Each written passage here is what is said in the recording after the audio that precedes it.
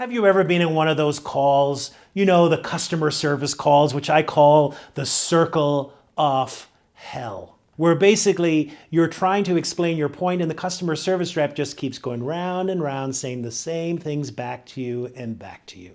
Today, I want to explore a little bit about how can we show empathy as customer service reps to our customers. Stay tuned.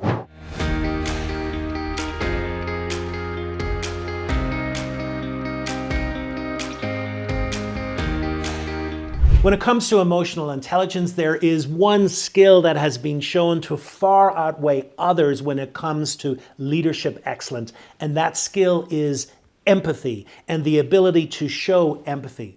And when it comes to customer service, it is so important. Today, I want to explore 3 core areas that we can increase our empathy and show more empathy to the customers we serve, and in turn, that will lead to better outcomes. Before we begin today, I thought it would be really important, first of all, to ask the important question, what is empathy?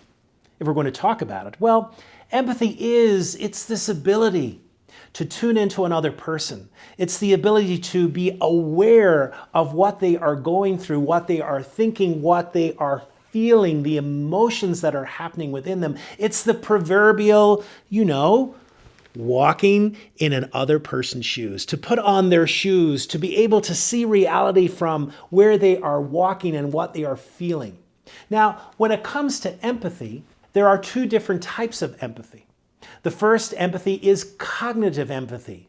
That is the ability to be aware, to be able to think and to acknowledge what they are going through. It doesn't necessarily mean that you have to feel it, but it's informing how you are relating to that person.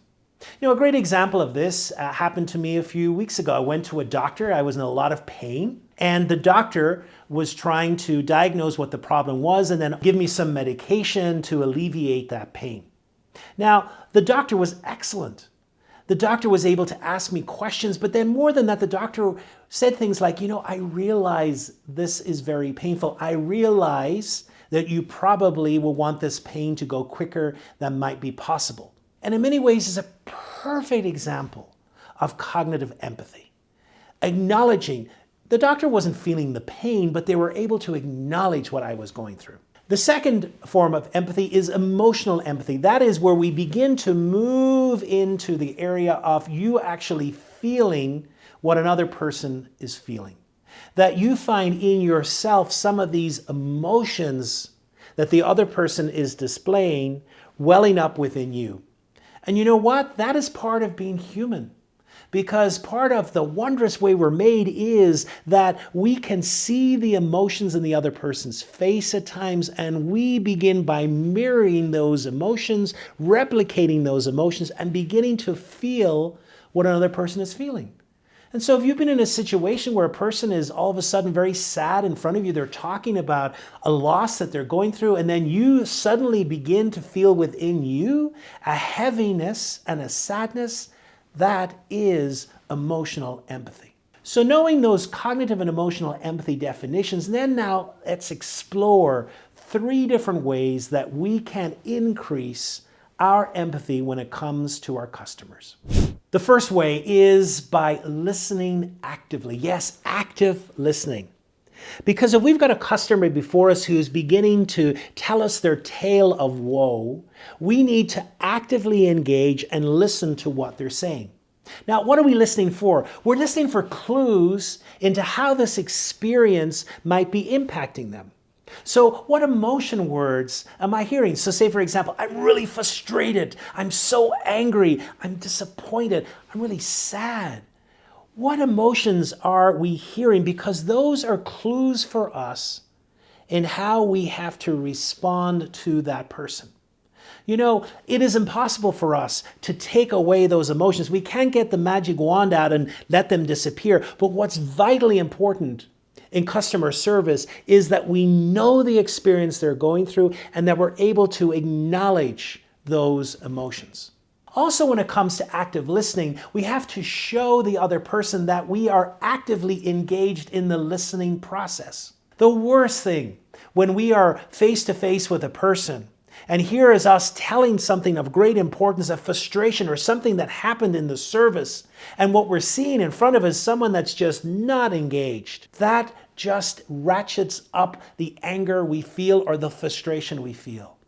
So can we, with our body language, engage? Can we lean in? Can we acknowledge what the person is saying? Can we nod our head a little bit just to show that we are truly listening to what is being said? That's incredibly important. Now, we live in virtual reality these days, and sometimes customer service is over the phone.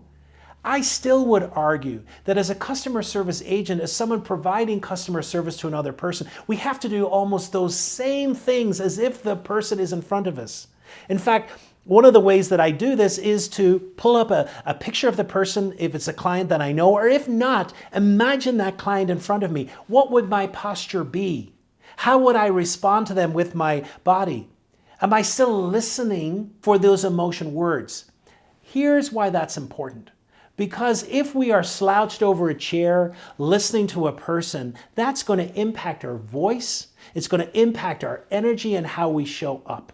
Even if we're not seeing the person, even if we're just on the phone, it's incredibly important that we are tuned in, that our posture is engaged, because it's going to impact the quality of the voice and the interaction we have with that customer.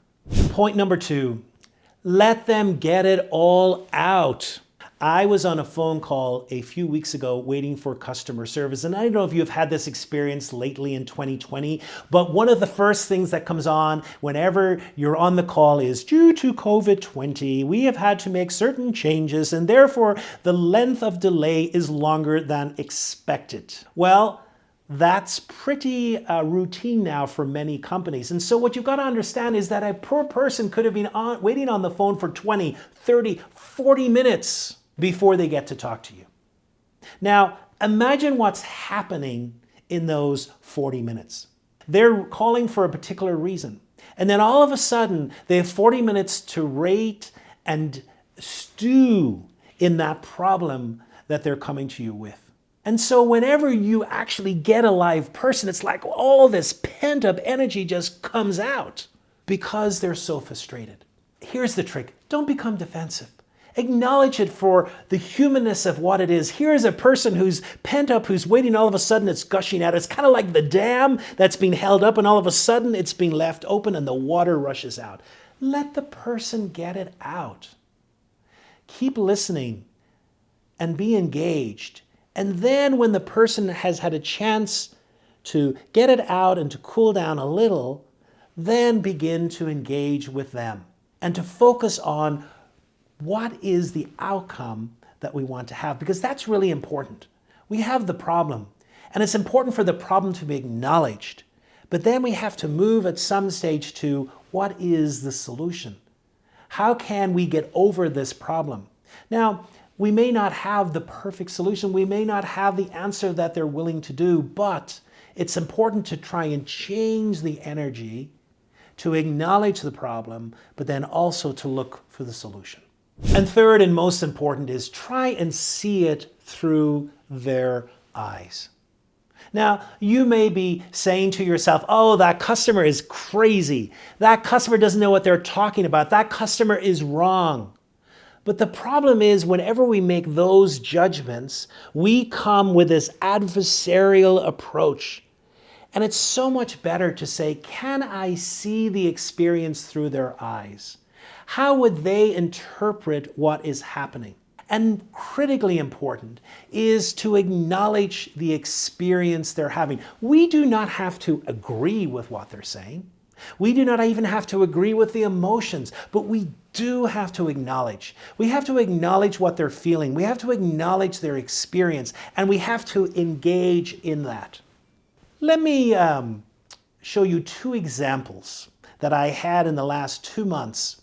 One that's a perfect example of doing this well, and one not so well.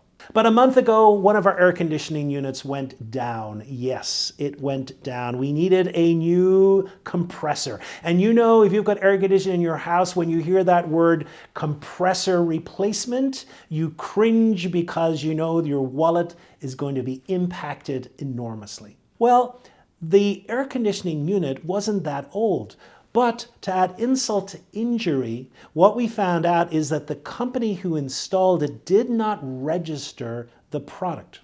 And it had just run out of warranty 1 month before this happened. So here I am on the phone with customer service for this air conditioning unit, knowing that I'm going to have to pay thousands of dollars to have a compressor replaced out of warranty because someone didn't register a product. And I get a customer service rep, and the customer service rep literally repeated the same line to me 7 times in a row.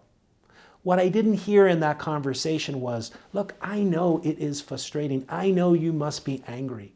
No acknowledgement. And because there was no acknowledgement, I was getting angrier and angrier because what I was experiencing was this person who really didn't care. That was what I heard. I don't care. Now, about 2 weeks after that, we were having a piece of furniture delivered to us, and the company messed up.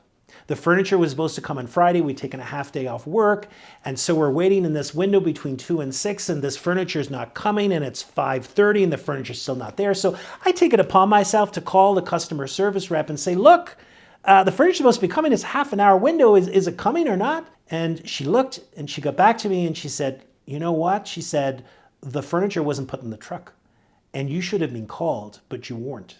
Well, needless to say, I went 0 to 60 in a hot minute. But you know what she did so well? She absolutely listened, first of all, to me venting and how could this be, etc. And then she just said, look, I know that's frustrating. I know that if I'd taken a half day off work, that I would feel angry just as you are. And then she did something really wonderful. She said, look, I want to make this right. I know we can't correct today, but how can we make the delivery in the future that's the most convenient for you? Did I get what I want? No, of course. I wanted my furniture that Friday. But what she did so skillfully was that she acknowledged the emotion. I felt heard. I felt listened to. And at the end of the day, that's all we can ask for. And I really appreciated the fact that she wanted to work with me in the end. So this third point is so important. Can we really connect with a customer and engage with them and their emotions? There you have it. Allow them to vent, listen actively, and walk in their shoes. If we do that for our customers, I promise you that we will have better customer interactions because they can feel the empathy coming from us. If you found this video helpful, I invite you to subscribe in the button below, press the bell because you'll get reminders of content that comes out every week. And also I point you to the next video, which talks about the 3 different types of empathy.